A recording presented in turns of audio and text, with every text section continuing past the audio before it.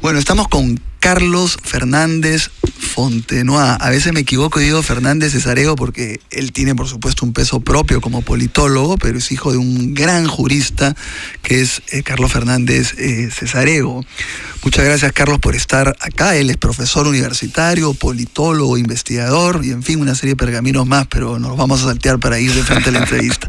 Buenos días, Carlos. Muchas gracias por estar acá. Un gusto, Ernesto. A ver, lo hemos invitado para hacer pues los comentarios más de la situación actual, pero con una proyección pues un poco a mediano y largo plazo. El tema de la violencia, ¿no? Que es un tema que nos preocupa tanto y con razón, ¿no? El tema de la violencia, de los casos también vinculados a la policía. ¿Cuáles ahí tus ideas fundamentales en el sentido, qué planteas tú, por ejemplo, ahí como politólogo, como observador de la realidad? ¿Qué se está haciendo y por dónde crees que se debe ir? Mira, dentro de las causas de la violencia existen innumerables motivaciones, digamos, está desde la pobreza, la crisis familiar, el exceso de tiempo de trabajo que impide que los padres estén con los hijos, políticos corruptos, ¿no? Y aquí habría que detenerse un poco en el tema de los políticos corruptos, porque el tema de la corrupción es un problema grave y que está ligado también a la violencia. Yo creo que el Perú que tenemos hoy día, el Perú corrupto, el Perú violento, el Perú con instituciones débiles, es la herencia, yo creo, de 4 plagas que han azotado al Perú durante 30 años, ¿no? En los últimos 30 años, a diferencia de otros periodos históricos donde hemos tenido un mal presidente, una figura tenebrosa, pero generalmente han sido uno solo y se han turnado, pero secuencialmente, pero no al mismo tiempo. Yo creo que en estos últimos 30 años hemos tenido 4 personajes que al mismo tiempo han destruido el país, han destruido muchas cosas del país. Estoy hablando de Alan García, en su primer gobierno, que destruyó la economía peruana, ha sido el peor gobierno de la historia de la República en términos económicos.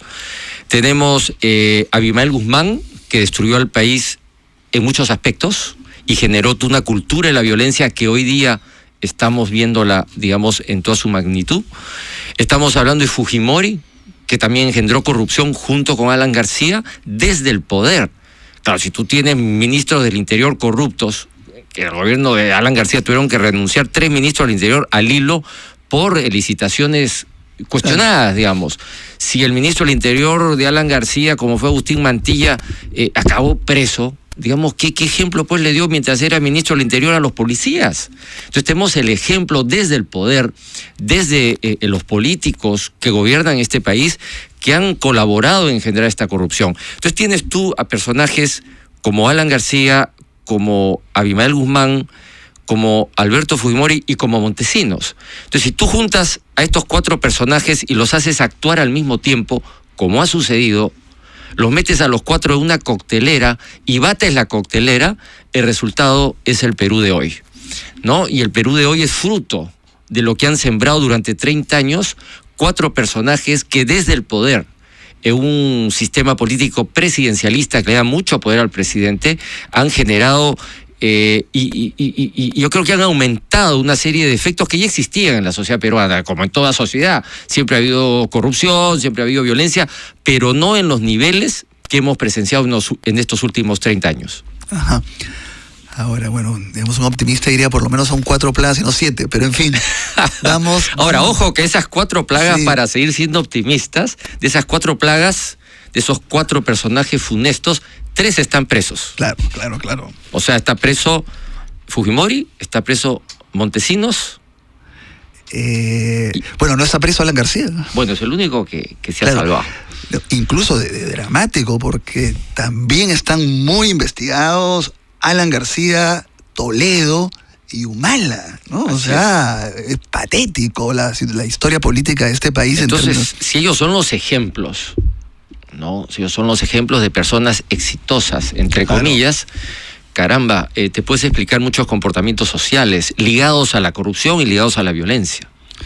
Claro, o sea, tú dices un poco, si las grandes autoridades, los políticos tienen ese comportamiento, ¿qué podemos esperar de una sociedad que está viendo permanentemente a su clase política, a su élite política, saquear el país, no hacer nada, violencia, control, ¿no es cierto? Así es, o sea, si el ministro del Interior roba, si el viceministro roba, si los generales roban, si los coroneles roban, caramba, se crea toda una red que hoy día, pues el ministro del Interior, por ejemplo, tiene ahí un reto y un desafío muy grande, ¿no? Es un reto muy grande. Para el Perú, según todas las encuestas, el principal problema es la violencia y el crimen organizado, ¿no? Claro. Y si tenemos una policía que todos los días aparece en los diarios como parte de bandas pertenecientes al crimen organizado, porque todos los días salen hoy día titulares del grupo Terna, que estaba en una banda de delincuentes, y todos los días. Entonces, ¿eso qué quiere decir? Que la policía, pues, está muy metida en temas de corrupción, está traspasada por la corrupción y necesita una reforma radical. Ahora, en eso yo creo... ¿Qué opinas tú? Yo creo que el ministro del Interior la tiene clara, ¿no es cierto? Ha dicho, vamos a motivar al buen policía, pero eso sí, vamos a limpiar a la policía de los corruptos, de los que participan en delitos, de los que están vinculados a ejecuciones extrajudiciales, ¿no es cierto? Vamos a reformar la pirámide para que no haya toda esta cuestión de generales con una... ¿Tienes expectativas, esperanzas en...? Mira, existen, es cierto, varias instituciones que hay que reformar, ¿no? Pero la policía es clave, ¿no? Claro. La policía es clave por varias razones. Lo primero que hay que aclarar es que en la policía hay muy buenos policías, ¿no? Hay muy buenos policías que arriesgan su vida todos los días, y el rol de la Policía Nacional en los países desarrollados es muy valorada. En los países poco desarrollados como el nuestro es muy poco valorada. ¿Por qué es muy valorada? Porque es la policía quienes defienden los derechos humanos más importantes. ¿Quién defiende nuestro derecho a la vida el día a día en la calle? ¿Quién ofrece su vida por defender que no nos maten? Es el policía. ¿Quién defiende nuestra libertad, que no nos secuestren por la calle? ¿Quién defiende nuestras propiedades para que no nos roben? Son los buenos policías. Es decir, los buenos policías son los que defienden los derechos humanos más importantes, los derechos individuales fundamentales. Y por lo tanto deberían estar recontra bien tratados, bien pagados, con hospitales adecuados, etcétera, etcétera. Y eso no existe en el Perú. Y ese es un desafío también del ministro del Interior y de todos los políticos y el Congreso en especial, que ya es hora de que apoye una reforma policial profunda, porque el país ya no da para más. Claro. Estamos conversando con Carlos Fernández Fontenoy, politólogo, profesor universitario de Antonio Ruiz de Montoya, una universidad muy, muy interesante que está con una serie de proyectos. Después podemos conversar un ratito sobre eso, Carlos, ¿no? A ver, tú has trabajado mucho también el tema de los partidos políticos, que es un tema, porque estamos hablando de los políticos y a la vez una de las cosas que complica todo es que no hay partidos políticos. Pero a ver, hay algunas posibilidades ahora interesantes, ¿no? Que podría hacer un recorrido. Sé que cada partido da para un programa, pero a ver, por un lado estamos hablando de que se quiere refundar el partido aprista, ¿no es cierto? Hay buenos candidatos ahí, que dicho eso de paso los estamos invitando. Está el PPC, que después de esta derrota estrepitosa quiere un nuevo partido. Está el Frente Amplio, que está disputándose, peleándose, pero que hay también una alternativa. Se habla también de PPK como la posibilidad de un partido liberal de derecha de otro tipo, o de repente si da un poquito hacia el paso hacia el centro, no sé. Pero ¿cómo ves estas posibilidades de que por ahí está Guzmán, que dice que va a construir un partido? ¿Cómo ves las posibilidades de que se genere ahora partidos políticos, digamos sin idealizar, ¿no es cierto?, pero que puedan tener una vida real, ciertas ideas fundamentales? ¿Cómo ves tú el asunto? Mira, muchas ideas nuevas no se ven, ¿no? Muchas ideas nuevas no se ven. Quizá Guzmán es el que trató de modernizar un poco más el discurso político a nivel de sus propuestas, pero digamos, gente que está en el PPK, que hay gente de muy buen nivel, hay muy buenos cuadros políticos que podrían perfectamente formar un partido sólido. no se diferencia mucho pues del sector de centro del PPC, por ejemplo. En el PPC pues tú puedes ver un sector más conservador y un sector más de centro. En el sector más de centro puedes ubicar a Marisol Perestello, por ejemplo, que es una política de primer nivel. Yo creo que es una promesa de la política peruana, pero que está un poco dudosa, porque en su partido pues las cosas no están muy bien. Ella ya está trabajando con PPK. Yo no sé si su proyección sea relanzar el PPC o más bien formar parte de un posible nuevo partido formado por el grupo de PPK y que pueda jalar más bien gente del PPC más de centro, digamos, y no tan ligada a los grandes estudios, o como diría Alan García, al mundo de los ricos, ¿no? Ella ha mencionado que es una mujer que no es de derecha, que es de centro y que en términos ideológicos está por una opción por los pobres, ¿no? Eso la coloca en un centro reformista interesante que podría, digamos, ubicarse en varios escenarios. Uh-huh. El PPC pues está en una crisis muy profunda que no sabemos dónde va a terminar. Ha perdido el rumbo. Yo creo que el actual secretario general le ha hecho mucho daño a ese partido, ¿no? Lo ha desinflado y está al borde de la extinción. Castro, ¿no? Uh-huh. Acción Popular también se debate en conflictos internos muy fuertes. Yo creo que han perdido la perspectiva, criticando a PPK cuando en realidad coinciden en muchas cosas. Ahí me parece que Víctor Andrés García Belaúnde ha perdido un poco el rumbo político, se ha desubicado políticamente por asuntos seguramente no muy claros para la opinión pública. Y es un partido pues que está entrampado en estas luchas intestinas, ¿no? Con un liderazgo, digamos, que tuvo un momento interesante en la campaña electoral con Barnechea, pero que creo que por todos estos problemas y asuntos institucionales pues no se ve con la fuerza para despegar en un corto plazo, ¿no? A menos que arreglen estos problemas de una manera rápida. Entonces no hay, digamos, por ese lado del centro derecha, yo no veo, digamos, todavía claridad, ¿no? PPK puede ser un centro de atracción interesante, que se podría unir con un sector del PPC, digamos, y formar un partido de centro o centro-derecha, qué sé yo. Esa es una opción. Por el lado de la izquierda, bueno, el Frente Amplio es una posibilidad. Yo creo que el Frente Amplio en realidad es Tierra y Libertad, que se cambió de nombre, es un partido, digamos, y para un frente de verdad se necesita otros partidos. Es decir, Verónica debería crear otro partido y luego ir a un frente de verdad, digamos, donde las cosas estén un poco más claras. Pero yo creo que ahí hay una perspectiva interesante siempre y cuando se modernice mucho su discurso político, ¿no? Yo creo que todavía hay una visión un poco anticuada de la política, que refleja visiones de la izquierda de los 70, ¿no? Que ya están pues bastante superadas. Ahí hay un reto de renovación muy grande, y que en este último congreso del Frente Amplio parece que no se ha visto mucha gente joven, digamos. Sí, pues. ¿Y el APRA te ha faltado? Uy. Sí. El APRA es un problema para el país. También ha jugado históricamente un rol importante. En el Congreso pueden ser, por ejemplo, 4 congresistas de la vez pasada. Nos parecía pues que tuvieran la mayoría, y acá juegan también en alianza con el fujimorismo. O sea, que tiene un rol importante. A ver, ¿qué cosa piensas del APRA?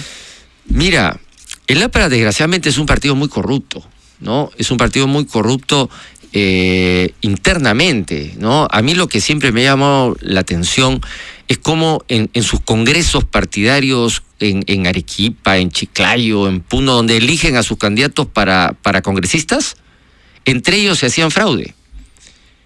Entonces, si entre los mismos apristas se hacían fraude, me preguntaba yo, ¿cómo van a hacer fraude a sus enemigos? Si entre compañeros, digamos, se hacen fraudes internos, ¿cómo no van a hacer fraude en elecciones contra rivales que no son de su propio partido? Entonces eso te indica un poco, digamos, el nivel de corrupción y de falta de línea ética en ese partido. Su cercanía también, yo creo, con el fujimorismo la ha debilitado mucho, ¿no? Que el secretario general del partido aprista, Agustín Mantilla, salga en televisión recibiendo $30,000 de Montesinos, que su líder histórico, Javier Vallerriestra, termine siendo primer ministro de Fujimori y Montesinos, que sus secretarios de organización nacional, como Absalón Vázquez o Alberto Quitasono, terminen al servicio de Fujimori. Estoy hablando de la cúpula del partido aprista, y claro, sabemos que Agustín Martilla era el brazo derecho de Alan García. Entonces estamos hablando... Por ejemplo, un Enrique Cornejo puede ser algo diferente, ¿o no? Mira, Enrique Cornejo es una persona muy inteligente, me parece, es una persona muy ejecutiva, muy aguda, ¿no? Nila Vilches, ¿no? No, pero digamos, no te olvides que Enrique Cornejo formó parte del primer gobierno de Alan y estuvo dirigiendo el Instituto de Comercio Exterior, donde se manejó todo el dólar MUC, donde hubieron escándalos de corrupción muy grandes, ¿no? Es algo que la prensa no ha recordado, digamos, en la última campaña de la alcaldía. Entonces, el APRA tiene ese problema, ese lastre que arrastra y que ojalá las nuevas generaciones puedan transformar. Ha surgido un nuevo actor que había en otros países y acá como que aparece, desaparece, pero que ahora se mantiene más o menos, que es todo este tema de los movimientos ciudadanos, de los movimientos sociales, de repente no le parece algo, se movilizan en las calles. ¿Cómo ves tú? O sea, ¿es una cosa que se va a mantener? ¿Es un nuevo actor? ¿Es apolítico? ¿Está partidarizado? ¿Hay que tener expectativas? ¿Cómo ves este...? Mira, donde digamos, la política nacional en muchos aspectos y los partidos políticos están un poco agotados, ¿no? Están agotados ideológicamente, ¿no? No se han renovado, no se han actualizado, están agotados por temas de corrupción interna, están agotados por las luchas intestinas, ¿no? Entonces, el espectáculo para la gente joven, pues, es poco atractivo, digamos, en meterte un partido. Entonces, en esos momentos yo creo que es en la sociedad civil, en las organizaciones, en los movimientos de la sociedad civil, donde empiezan a cocinarse las nuevas ideas, empiezan a crearse nuevas formas de organización, se desarrolla todo un pensamiento crítico que se va articulando y que de alguna manera yo creo que va a terminar en movimientos políticos y en partidos políticos. Por lo menos esa es la esperanza y eso es lo que el país necesita. Entonces yo sí creo que todos estos movimientos... digamos, a favor del medio ambiente, contra la ley Pulpín, qué sé yo, contra la repartija, yo creo que son movimientos que reflejan, digamos, todas unas ansias de los jóvenes de criticar a los actuales gobernantes y pedir que la política sea de otra manera, ¿no? Ya han entrado a la cancha, ya son actores políticos todavía, claro, aprendices. Pero yo creo que ahí se están forjando nuevos liderazgos y nuevas ideas. A ver, usemos estos últimos minutos, Carlos. Carlos Fernández Fontenoy se ha dedicado gran parte de su vida a ser profesor universitario, ha pasado por muchas universidades y ahora lo veo muy, muy entusiasmado, muy entusiasta con la Universidad Ruiz de Montoya, que ya estaba vinculado hace varios años. Cuéntame ahí cuál es el proyecto, en qué estás metido, por qué consideras que es una universidad que le ofrece al país algo distinto, positivo. Mira, la Universidad Ruiz de Montoya... No soy accionista, no recibo. Lamentablemente. Mira, la Universidad Ruiz de Montoya es una universidad relativamente nueva de los jesuitas. Y lo interesante y lo atractivo, entre otras cosas, de esta universidad es que es una universidad comprometida con el país, ¿no? Es una universidad comprometida por la lucha por la democracia, ¿no? Y por sus valores que le encarnan, como es la libertad y la igualdad. Y también es un espacio, digamos, bastante libre para discutir ideas, ¿no? Es un espacio crítico también para cuestionar cosas y para plantear soluciones para el país. La idea es que sea una universidad cerca de los problemas nacionales, una universidad comprometida en la búsqueda de soluciones para el país. Y eso a mí me parece muy importante en un momento donde hay muchas universidades que lo único que les interesa es el dinero y ganar más plata, ¿no? Yo creo que la Ruiz de Montoya hace la diferencia en ese aspecto y por eso mucha gente está contenta por eso. Parece súper interesante eso. Ahora, una pregunta, a ver, y el hecho que sea vinculado a la iglesia, a los jesuitas, ¿no les pone como límites, por ejemplo, para el tema de la identidad sexual, ¿no hay una cierta tensión o no? Mira, los jesuitas siempre se han caracterizado por ser personas que han trabajado en diversos continentes, en diversas culturas, ¿no? Y por lo tanto son personas abiertas. a muchos temas, teniendo una posición muy firme en ciertos principios, ¿no? Desde esa perspectiva, obviamente hay cosas que, como en cualquier institución, digamos, no están bien vistas, no se permiten, pero hay en general un ambiente, yo creo que muy amplio, de pensamiento, una libertad casi total, diría yo, en relación a otras universidades. Probablemente es una universidad donde hay más libertad de pensamiento en el Perú hoy en día. Perfecto, Carlos, realmente muy interesante, muchos temas, porque también trabaja temas de medio ambiente, seguridad de otro punto de vista, en fin, muchas cosas que conversar contigo, Carlos. Muchísimas gracias por haber venido y hasta la próxima.